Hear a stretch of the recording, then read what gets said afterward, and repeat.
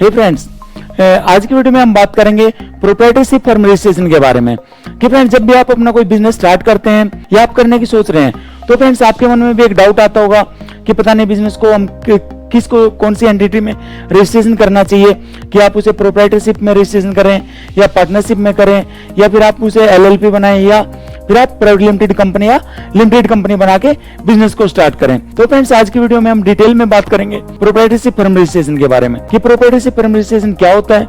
इसका क्या प्रोसेस होता है और इसके लिए किन किन डॉक्यूमेंट्स की रिक्वायरमेंट होती है और इसके क्या बेनिफिट्स होते हैं। तो फ्रेंड्स सबसे पहले मैं आपको बता देता हूं कि आप जब भी कोई अपना बिजनेस स्टार्ट करते हैं तो आप किस किस एंटिटी में अपना बिजनेस को रजिस्ट्रेशन करा सकते हैं। तो फ्रेंड्स सबसे पहले इसमें आता है कि प्रोप्राइटरशिप फर्म रजिस्ट्रेशन कर सकते हैं, दूसरा है कि आप पार्टनरशिप फर्म बना सकते हैं और नंबर 3 बात करें तो आप एलएलपी कंपनी या लिमिटेड लायबिलिटी पार्टनरशिप फर्म बना सकते हैं या लिमिटेड लायबिलिटी कंपनी भी कह सकते हैं उसे। तो फ्रेंड्स इस तरीके से अगर आप इसे आगे चल के देखते हैं तो प्राइवेट लिमिटेड कंपनी बना सकते हैं या फिर आप इसे लिमिटेड पब्लिक लिमिटेड कंपनी बना के भी अपना बिजनेस स्टार्ट कर सकते हैं। तो फ्रेंड्स आज की वीडियो में हम बात करेंगे डिटेल में कि आप प्रोप्राइटरशिप फर्म रजिस्ट्रेशन कैसे करवा सकते हैं और इसके क्या बेनिफिट्स होते हैं। तो फ्रेंड्स चलिए बात करते हैं सबसे पहले कि प्रोप्राइटरशिप फर्म, जैसा कि नाम से ही दिखता है कि प्रोप्राइटर, तो फ्रेंड्स कि ये एक इंडिविजुअल आदमी की कंपनी, जब भी कोई एक इंडिविजुअल आदमी अगर कोई उसका कोई पार्टनर नहीं है, वो अकेले सोचता है कि मैं कुछ अपना बिजनेस स्टार्ट करूं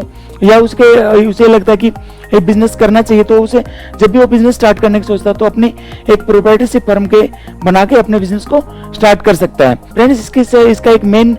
बेनिफिट है कि इसकी जो कंप्लायंसेस हैं वो सबसे कम होती हैं, क्योंकि फ्रेंड्स इसमें जो प्रोप्राइटरशिप होती है वो एक अकेले आदमी की होती है, जो भी उसका लायबिलिटी होती है वो सारी उसकी खुद की होती है और जो उसका प्रॉफिट होता है, जो बेनिफिट होता है वो सब कुछ उसे इंडिविजुअली ही होता है। तो फ्रेंड्स इसका जो दूसरी बात करें तो इसकी जो ओनरशिप होती है वो इंडिविजुअली होती है, क्योंकि जैसे अगर आप देखें पार्टनरशिप में भी कम से कम एक से ज्यादा पार्टनर होते हैं और अगर एलएलपी में भी इसी तरीके से अगर आप कोई प्राइवेट लिमिटेड कंपनी या लिमिटेड कंपनी बनाते हैं तो उसमें भी ओनर एक से ज्यादा होते हैं, लेकिन आपके प्रोप्राइटरशिप में खाली इंडिविजुअल ओनरशिप होती है, तो इसका जो भी प्रॉफिट लॉस होता है वो आपका इंडिविजुअली होता है। और फ्रेंड्स अगर बात करें पैन कार्ड की, जैसे अगर आप पार्टनरशिप फर्म बनाते हैं या कंपनी बनाते हैं या फिर एलएलपी, तो उसमें आपका सेपरेट पैन कार्ड आता है, लेकिन फ्रेंड्स इसमें ऐसा नहीं है। प्रोप्राइटरशिप फर्म में आपका खुद का ही पैन कार्ड कंपनी को रिप्रेजेंट करता है और उसी में आपका ही पैन कार्ड चलता है। जब आप बैंक में करंट अकाउंट ओपन कराते हैं जब भी प्रोप्राइटर का ही पैन कार्ड उसमें दिया जाता है।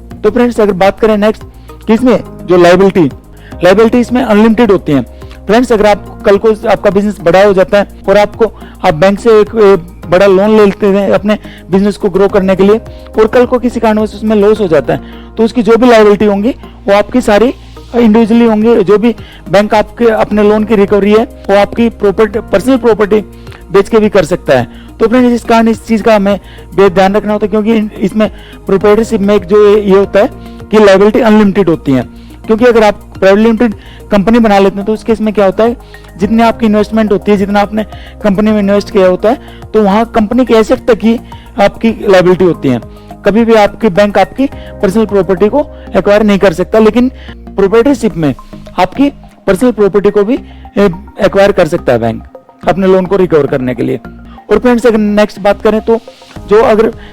कल को आप जीएसटी नंबर लेते हैं तो वो भी आपके इंडिविजुअल पैन कार्ड पे ही आता है। जैसे अगर वो भी उसमें क्या रहेगा कि लीगल नेम में आपका नाम रहेगा और जो उसका ट्रेड नेम रहेगा वो आपके बिजनेस का नेम। तो इस तरीके से जो भी आपकी जीएसटी में पैन कार्ड जाएगा वो आपका खुद का ही इंडिविजुअल पैन कार्ड जाएगा। और फ्रेंड्स अगर बात करें तो इनकम टैक्स रिटर्न की, जैसे अगर आपने सपोज कीजिए एक प्राइवेट लिमिटेड कंपनी या पार्टनरशिप फर्म या कुछ भी और एंटिटी बनाते हैं, तो उस केस में क्या होता है कि आपकी रिटर्न अलग से जाती है और आपकी कंपनी की रिटर्न अलग जाती है। लेकिन फ्रेंड्स इसमें प्रोप्राइटरशिप में यह है कि आपकी जो इंडिविजुअल रिटर्न जाती है उसमें ही आपके बिजनेस की इनकम भी क्लब हो जाती है, तो आपकी एक ही रिटर्न जाती है, वो आपकी भी और आपकी बिजनेस के लिए भी। तो फ्रेंड्स इसी तरीके से ये सारे बेनिफिट्स थे कि आपके प्रोप्राइटरशिप फर्म बनाने के। अगर बात करें कि ये किसको बनानी चाहिए, तो फ्रेंड्स इसमें ऐसा हो सकता है कि जब भी आप कोई अपना नया बिजनेस स्टार्ट करते हैं या फिर आप कोई प्रोफेशनल है, प्रोफेशनली बना सकते हैं। और फ्रेंड्स आजकल जैसे और इससे के अलावा देखें तो आजकल जो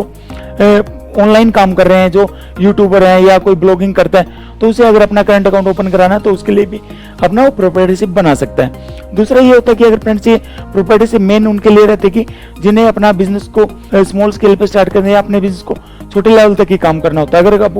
कल को अपने बिजनेस को बड़ा करना चाहते हैं तो उस केस में उसे कहीं ना कहीं अपनी कंपनी में ही कन्वर्ट करना पड़ता है। तो फ्रेंड्स ये सारे होते हैं। अगर कोई बिजनेस रजिस्ट्रेशन में आप हमारी प्रोफेशनली हेल्प चाहते हैं तो हमारे स्क्रीन पर दिए गए नंबर पर कॉल भी कर सकते हैं। और फ्रेंड्स अगर आप हमारी इस वीडियो को यूट्यूब चैनल पर देख रहे हैं तो इस वीडियो को ज्यादा से ज्यादा लाइक करें, शेयर करें और चैनल को सब्सक्राइब करना ना भूलें। और फ्रेंड्स अगर फेसबुक पर देख रहे हैं तो पेज को लाइक करें और यूट्यूब इस वीडियो को शेयर करना ना भूलें। तो थैंक यू फ्रेंड्स।